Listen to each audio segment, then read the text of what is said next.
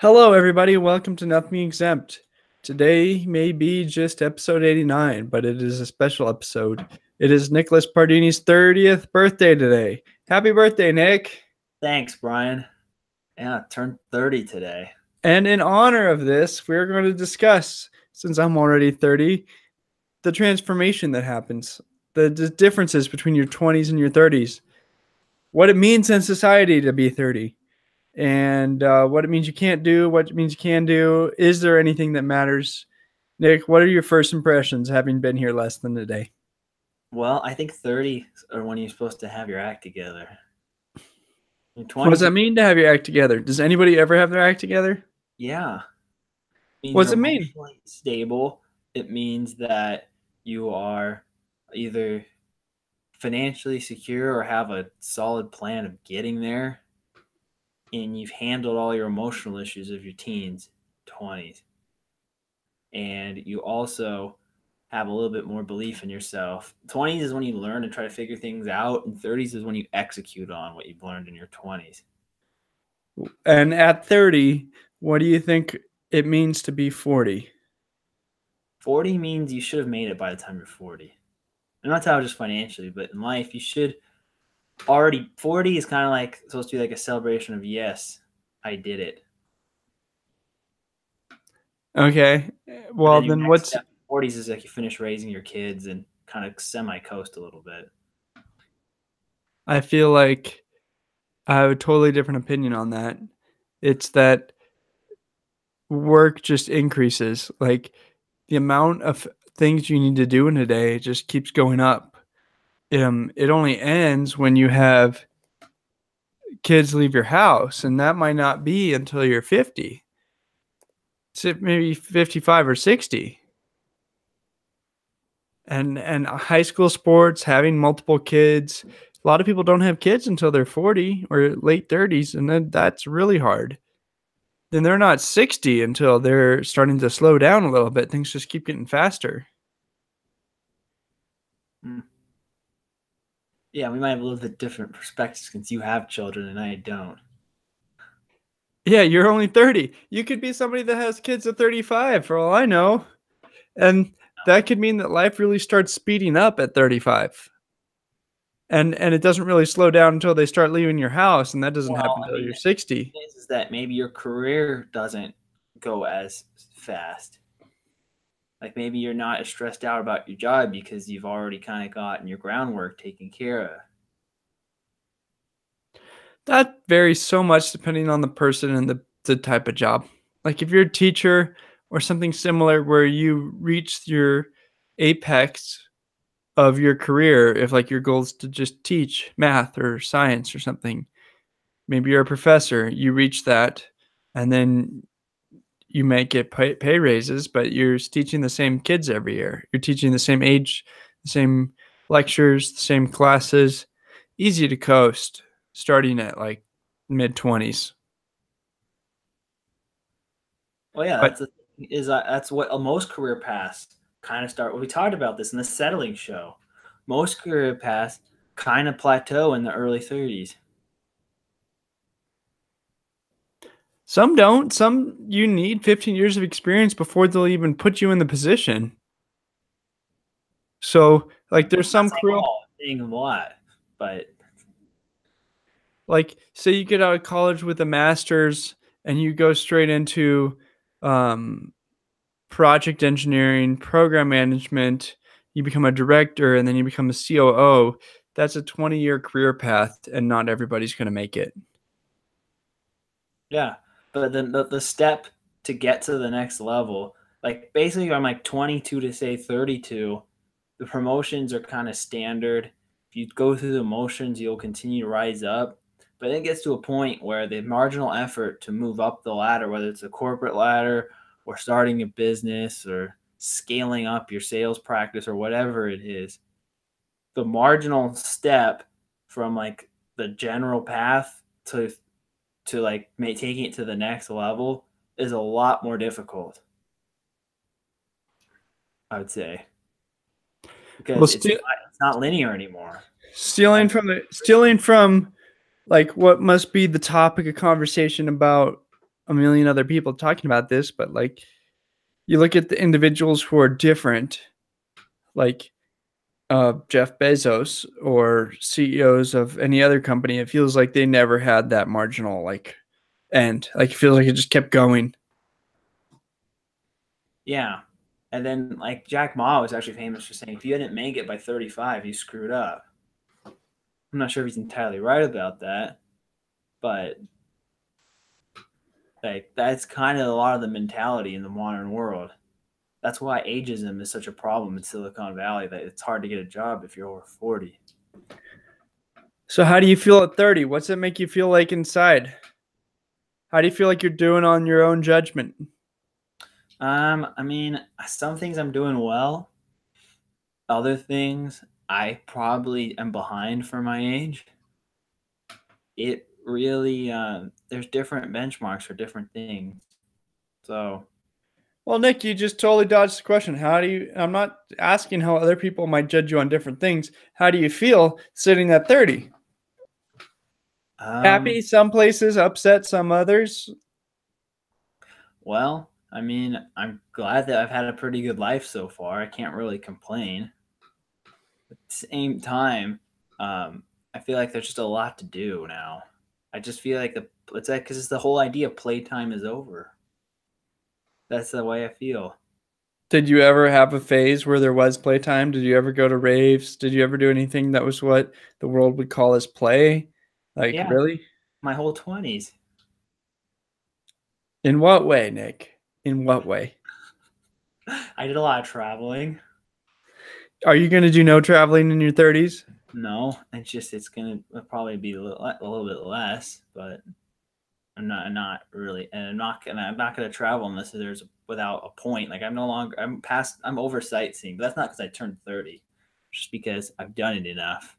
Like there has to be some sort of quest or adventure or some grander purpose for me to go someplace. Something I need to do that I can't do at home. So no more Machu Picchu, Stonehenges, the Colosseums, whatever one on that list you haven't seen yet, you're over it. Like you don't care. Well, Machu Picchu is part of a broader adventure. You do like the hike on the trail and stuff like that. So you might still do that. Yeah, that one I think I'll still do. I've already done the Colosseum. Have you seen Stonehenge? No, I don't. I mean, I've heard it's not kind of overrated in person. Honestly, it's just like a freeway truck stop type thing. Of course, everything like that is overrated, Nick. Like Yeah, like Mount Rushmore is in the middle of nowhere. And um, and even though you have to drive through the middle of nowhere for a long time to get there, you go look at it and you're like, huh, it's smaller than I thought. Okay. Well, I drove so far to be here. What do I do now? well, I still have that quest of trying to go to all 50 states. I thought I would hit number 30 this year, but then the hurricane derailed my plans to go to North Carolina, so I'm still at 29 states. I'm far behind you, Nick. I think I'm at like 18, something like that. Yeah, so I But mean, I guess I've been to every western state, nothing west of Colorado. I've been to oh actually everything but Alaska. Sorry, I keep forgetting about Alaska. I've been there. I've been to Hawaii. Yep, been to Hawaii, Idaho, uh, Oklahoma, South Dakota, Montana, Washington, Oregon, Utah, Arizona, Nevada, New Mexico, Texas, California. And if I forgot you, it's because you're not important. And if you're a listener from there, you should tell me on Reddit, okay? Yeah, I mean, I've gone to all the Pacific Coast states, including Alaska and Hawaii, um, Arizona, Colorado, Nevada, um, and Nebraska, Iowa, Illinois, Minnesota, and then the entire eastern seaboard with the exception of North Carolina. We should do sometime when we get Nothing Exempt big enough. We should do a Nothing Exempt tour. Go visit all the major cities and have our fans come see us. Well, yeah, I mean, a lot of podcasts do that, like stuff you should know. Yeah, it'll be fun. I look forward to that day. Yeah, if there's enough listeners in a single city who want us to come to their part of the country, let us know, and we'll maybe try to set up an event. Yeah, absolutely. So back to turning 30, Nick. Um, what are your goals for this decade? Well, I mean, I'm still working on writing the manifesto for my 10-year plan because my last 10-year plan I wrote in 2009, 2010 when I was 21. I was on a cruise through the Panama Canal. I just spent one day on the boat just writing my 10-year plan. And so I have another year technically before this one expires. But yeah, my general next step is like I've started my business. Now I need to scale it up to the level I want. I've started kind of developing my roots in my community, and I want to keep that growing. Um, I'm also like to start a family in my sometime in my mid 30s, I would say, and yeah, and I start leaving my mark on the world slowly but surely. Yeah, the thing about romance is like you can't force it. You don't know when you'll find the right one, and that doesn't mean like you have complete control over looking for that person, but you don't know when you're gonna find that person. Well, that's So the other thing about my 20s that I've kind of that I did that I'm probably gonna change now that I'm 30, is I moved around a lot. time to stay in place, stay in I one got to stay place. in place for a while. Plus, I like where I live right now, so I really have no reason to move. Yeah, you like Orange County. I like Colorado. It's a good situation for both of us. Yeah, so I don't really want to like. I mean, I was living before my last job in San Francisco, where I lived for 3 years. I hadn't lived in a place for more than 6 months since finishing high school. I was literally just on the road everywhere for basically 10 years. Not 10 years, for 8 years, from 18 to 26. That's too long to be on the road. I mean, I got a lot of good experiences out of it, but at the same time, like, um, yeah, that's why I kind of feel like I have a more limitless personality. I kind of can be in a lot of different worlds and subcultures without really truly being part of anything. It helps me analyze the world from an outsider's perspective, but there's drawbacks to it too. How about physically, athletically? Do you feel like you're now over the peak? You know, like we can't go into the NFL, NBA, any of those high end sports. We're officially past that. You know, how do you feel as an athlete and looking towards getting older and trying to just stay like hold back ageism, like the fact that your body's gonna fall apart? Well, I mean, I've never been an athlete. I was always the slowest runner in school. I was born with duck feet and an arm that can't bend straight. So, like, I was never good at sports or had any I never also been super physically jacked either because of that. As those are genetic things I couldn't really control. Except the arm actually was caused by the doctor pulling me out by my arm when I was being born, but still out of my control. So as a result, I'm actually in the best shape of my life now in terms of like physical conditioning that I've ever been. And I have to probably change some dietary things. I probably eat a lot. I've already started this. Like I was in my mid 20s when I started to like clean up my lifestyle choices in terms of physical health. And I got to keep going with that. Probably continue to cut sugar down, cut vegetable oil consumption down. I probably need to do more cardio because my family has a history of high cholesterol. And I've been doing a lot more weights type stuff at the gym. So maybe I might have more emphasis on cardio, but not really running because I don't like that. But things like swimming or playing tennis or biking and stuff like that. I might even compete in a relay triathlon with my brother in a few months. I found that turning 30, I'm more interested in being very healthy and being taking care of my body, working out, um, and not working out to just like push the limits. I don't like when I was 20, I never even thought I could get hurt. Like I never thought like, oh, I could do something wrong and strain a muscle, pull a muscle, hurt a joint, whatever. Like those thoughts never crossed my head at 20. But at 30, I'm like, how can I do the best job of staying in physical shape and also not hurting myself? Paying attention to my body, knowing what it means. If I am I sore? Am I hurt? I actually know the difference now.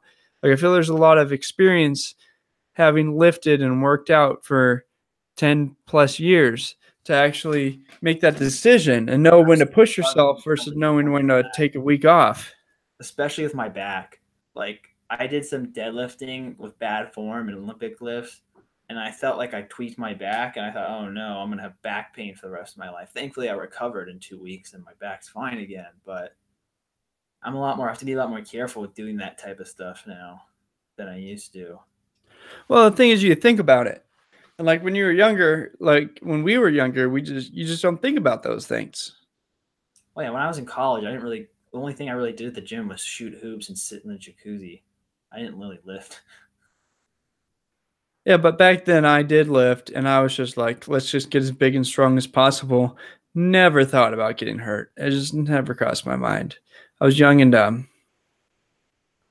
Oh yeah, also, but you probably have better recovery times too. Like, can you go to the gym 7 days a week still? Well, I could, I think. I would just need to be very thoughtful on what I was doing what day. Make sure that each muscle group had at least 3 days of rest.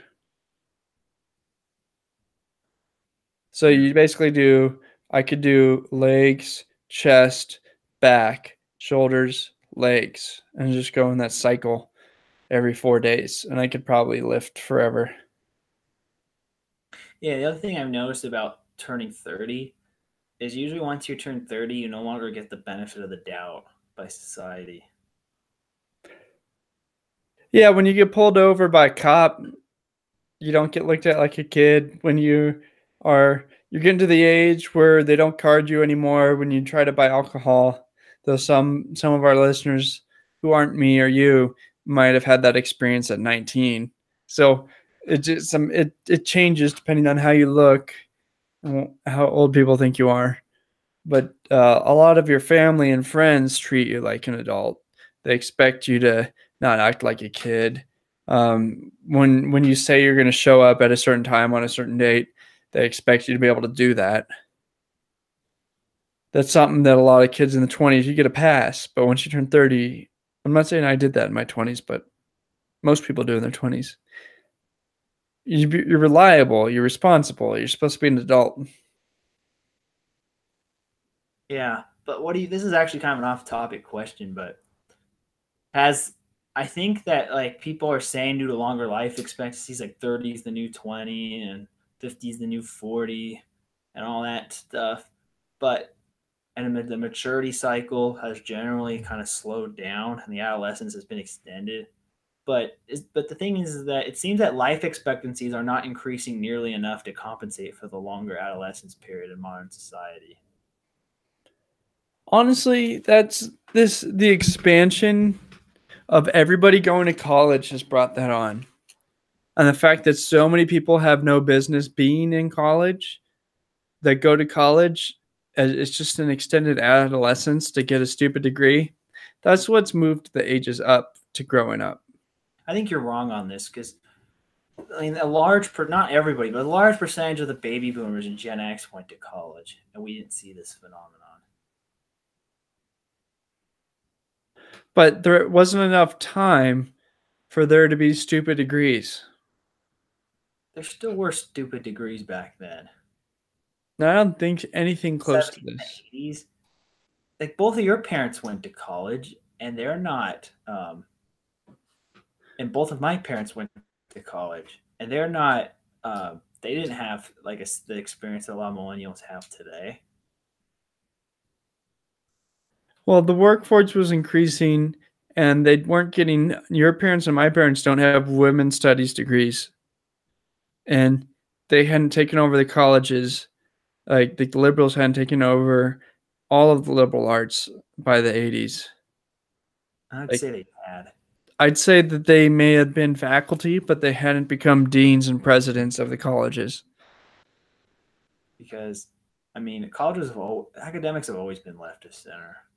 And Of course, I'm not saying left to center.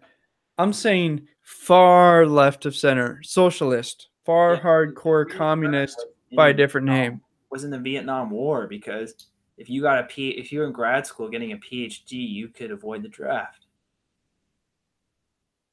Okay, so you get a PhD in 1976.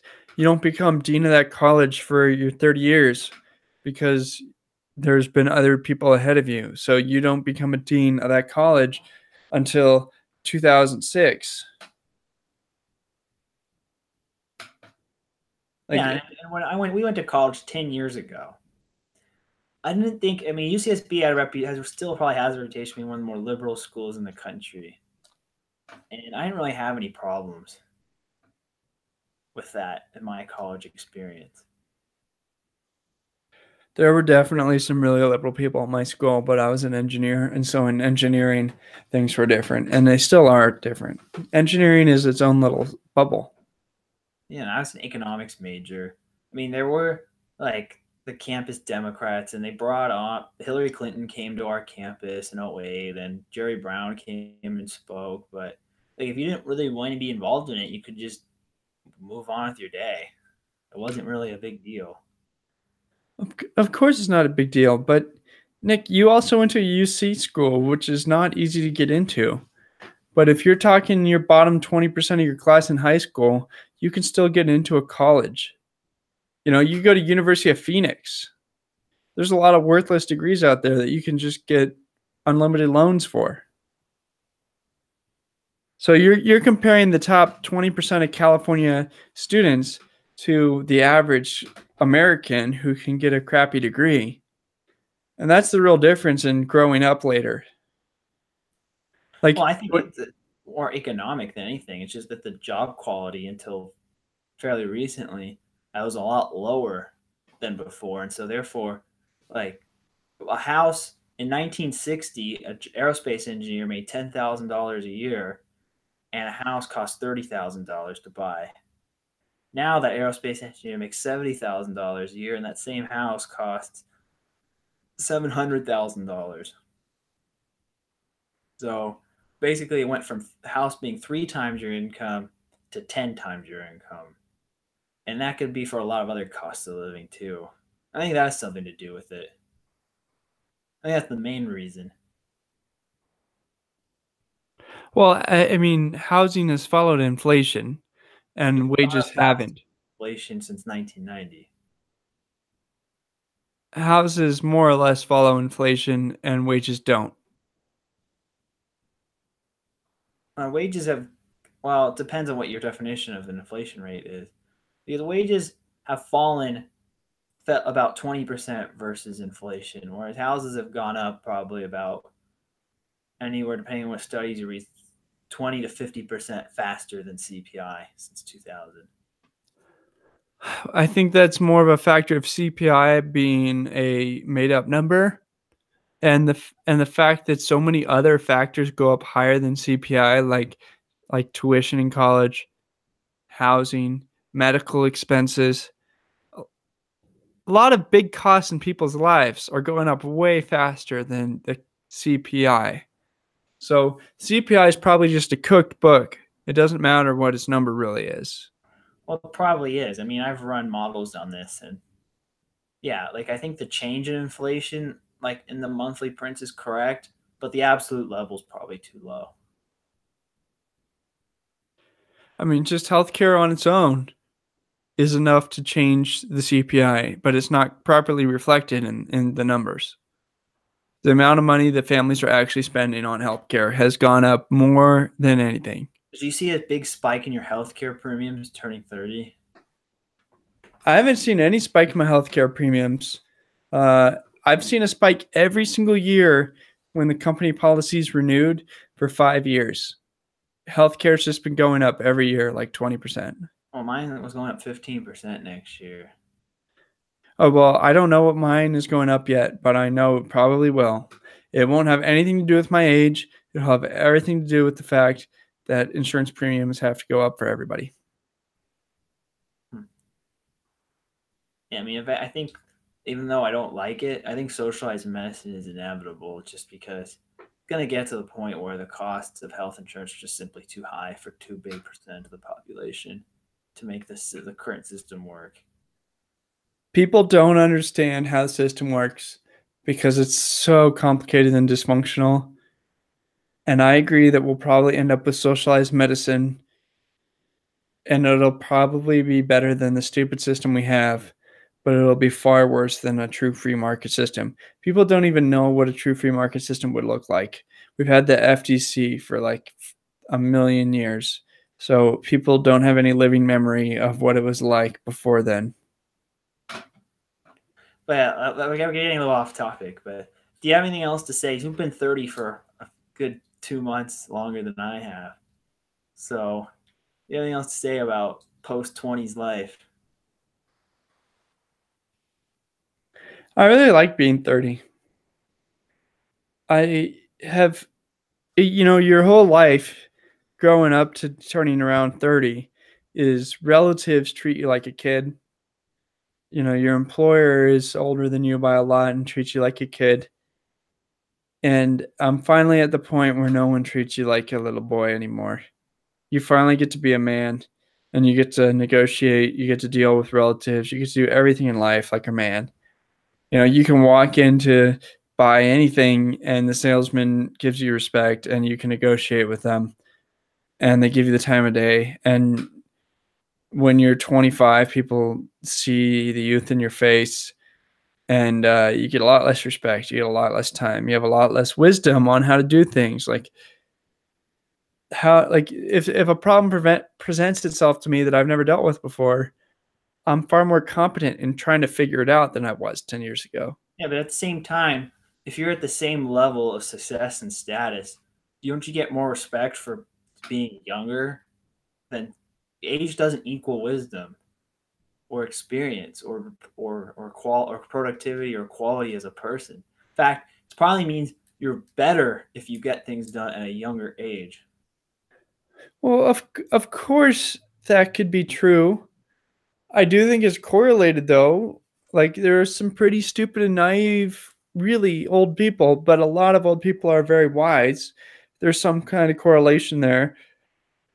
A lot of my wisdom is drawn from experience of doing the wrong thing or learning things the hard way. And my competence in a lot of areas is as a result of inexperience in youth.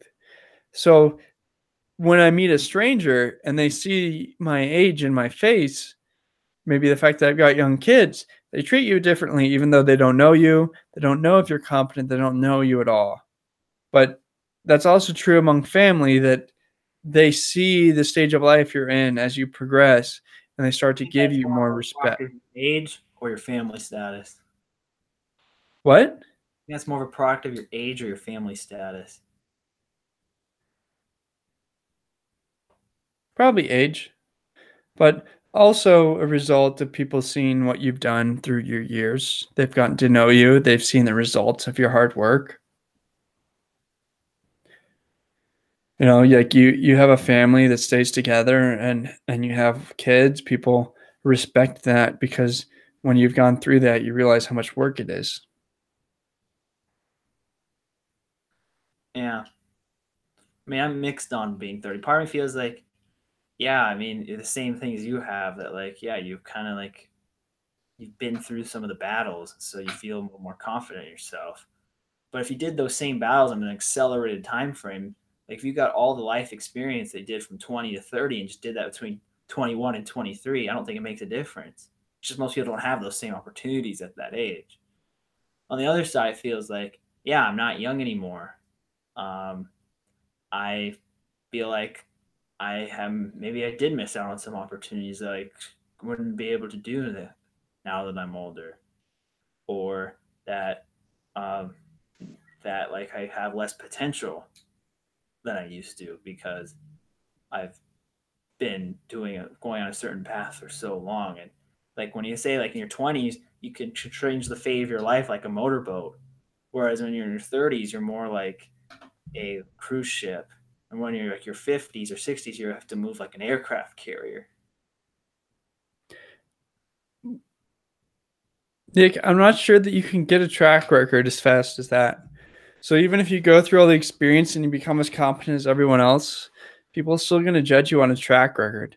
They want to see, oh, he's been doing this for 5 years. He's been doing this for 10 years. Even if they move twice as fast, a large portion of the population wants to see this large track record behind you of things that you've done. Well, that's why you get into something that doesn't have a long track record. Okay, fine, but like if you're in finance and you're comparing someone who's got 30 years experience and you can look at all their returns compared to somebody with 5 years, the same returns are worth more over 30 years. Oh yeah, in finance are definitely the case. Finance is all about survivorship bias and outlasting your competition. But if you're in something like one of these new emerging technologies, since the technology's only been around for 6 months, you could become an expert of it in 2.